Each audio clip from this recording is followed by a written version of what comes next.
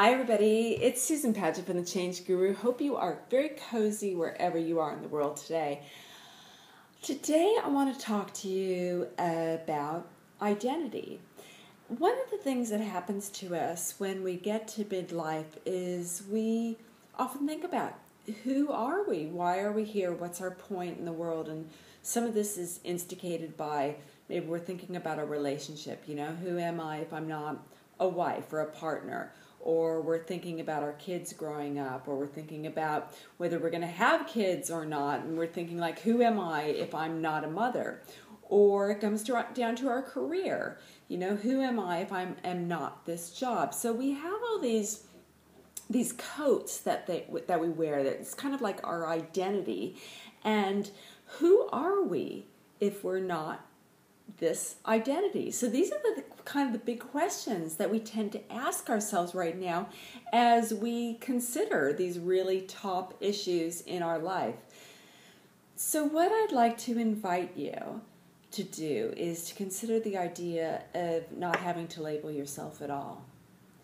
To not having to say that you are one thing. So for example, say you're at a party and someone asks you, the first thing that people generally ask you when they meet you for the first time is they'll say, what do you do?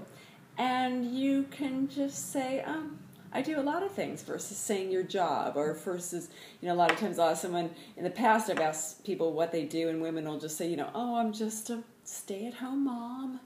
As if that is just a stay-at-home mom. So rather than responding to that question, you can just say, I do a lot of things. And in turn, rather than asking the question, what do you do?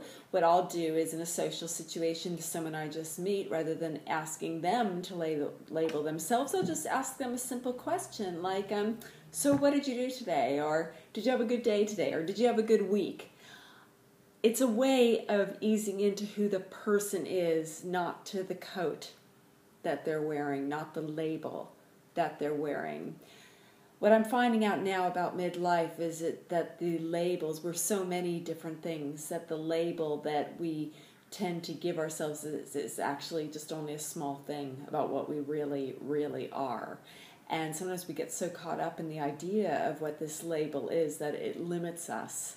It limits us, especially when we have to transition from what that thing is all about. So I invite you to think about yourself as something that you cannot put a name on.